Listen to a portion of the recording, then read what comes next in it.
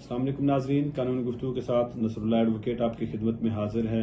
नाजरीन, जैसा कि लास्ट लेक्चर में हमने आपको बताया कि अगर आपने किसी को दुकान, मकान या कोई गोदाम वगैरह रेंट आउट करना है तो आपने लीगल प्रोसेस को कैसे अडॉप्ट करना है। अब अगर आपने किसी को लीगल प्रोसेस अडॉप्ट करते हुए दुकान, मकान या गोदाम वगैरह किराए पर दिया है और जो एग्रीमेंट आप लोगों के दरमियान हुआ है और वो उसको फुलफिल नहीं कर रहा, किसी भी एक आपके कंडीशन को, कोई एक कंडीशन, जरूरी नहीं है सारे कंडीशंस को, किसी एक कंडीशंस को अगर वो फुलफिल नहीं कर रहा तो आपके पास क्या रेमेडी है कि आप उसको उस प्रेमिसेस से, उस प्रॉपर्टी से बेदखल कर सकें। तो आपके पास रेमेडी ये है कि आपने एजेक्टमेंट पिटिशन मतलब दावा बेदखली under section 15 of Punjab rented premises act 2009 के तहत आप रेंट ट्रिब्यूनल में मूव करते हैं। लेकिन उससे पहले, जैसा कि मैंने आपको बताया था, कि आपने जो एग्रीमेंट करना है उसको आपने रजिस्टर्ड करवाना है और उसके बाद अगर आपने कोर्ट में जाना है तो उसको देख लें कि रजिस्टर्ड है। और उससे पहले आपने कोर्ट में जाने से पहले एक लीगल नोटिस अपने किसी वकील साहब के थ्रू उस पार्टी को सर्व करना है कि जनाब इतने दिन का टाइम है, आप हमारे क्लीयरेंस दूर कर दें, अदरवाइज हम कोर्ट में, या आप प्रॉपर्टी खाली कर दें, अदरवाइज हम कोर्ट में आपके खिलाफ केस दायर करेंगे। अब जो टाइम पूरा हो जाए लीगल नोटिस का, उसके बाद आपने कोर्ट में मूव करना है। कोर्ट में मूव करने के लिए आपके पास जो डॉक्यूमेंट्स होने चाहिए वो मैंने आपको बताया है। आपके पास जो रेंट डीड है रजिस्टर्ड वो होनी चाहिए, आपने लीगल नोटिस भेजा है उसकी कॉपी आपके पास होनी चाहिए, आपका अपना बयान हल्फी होना चाहिए और 2 और बयान हल्फी, मतलब कि नॉट मोर देन 2 बयान हल्फी जो होते हैं, एफिडेविट्स होते हैं, आप लगाएंगे किसी भी शख्स के जो आपका गवाह हो, बाद में कोर्ट में भी पेश हो।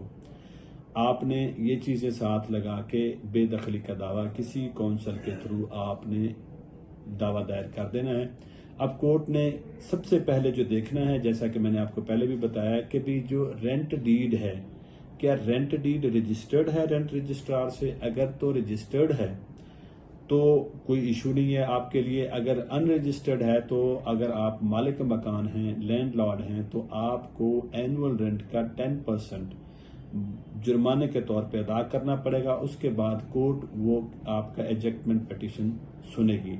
अदरवाइज आपको कहेगी कि जनाब अगर आप नहीं अदा करते तो कानूनी तौर पे ये बंदिश है कि मैं इसको समाप्त नहीं कर सकता। अगर आप चाहते हैं कि ये काबिल समाप्त हो तो आप पहले 10% एनुअल रेंट का as per agreement of that year आपने वो सरकार के खजाने में जमा कराना है। 32A का चलान बनता है, वो आपने आके दोबारा दावे के साथ लगाना, तो दावे की समाअत शुरू हो जाएगी। कोर्ट ने नोटिस करने हैं, कोर्ट ने अखबार इश्तिहार करना है। अगर वो पार्टी आ जाती है तो लीव टू कंटेस्ट के थ्रू, लीव टू डिफेंड के थ्रू वो पार्टी उस अपने जजमेंट पिटीशन में पार्टिसिपेट करेगी और फिर दोनों तरफ से शहादतें होंगी, एविडेंसेस कलेक्ट किए जाएंगे और उसकी बुनियाद पे कोर्ट को फैसला करना है। अब कोर्ट ने जो फैसला करना है उसकी इस पंजाब रेंटेड प्रेमिसेस एक्ट में एक टाइम लिमिट दिया गया है कि 4 माह के अंदर अंदर अदालत ने एजेक्टमेंट पिटीशन दावा बेदखली का फैसला करना होता है। अगर किसी भी सूरत हाल को मद्देनजर रखते हुए 4 महीने में दावे का फैसला नहीं होता तो 4 महीने के बाद court day to day hearing करती है और उसका फैसला करती है। अब जाहिर है अगर पार्टीज दोनों में से किसी एक की फेवर में फैसला जाता है और किसी एक के अगेंस्ट जाता है, जिसके अगेंस्ट किया उसने उस फैसले के खिलाफ अपील दायर करनी है। अपील डिस्ट्रिक्ट कोर्ट में दायर होती है, विद इन 30 डेज दायर होती है। और अपील दायर होने के बाद जो एपलेट कोर्ट है, एपलेट रेंट कोर्ट भी उसको कह सकते हैं, रेंट ट्रिब्यूनल भी कह सकते हैं, उसके ऊपर भी कानूनी बंदिश है कि 2 महीने के अंदर अंदर उसने उस अपील का फैसला करना है। एट दी एंड जब अपील का फैसला हो जाता है, अगले मराहल लोग हाई कोर्ट्स में भी चले जाते हैं,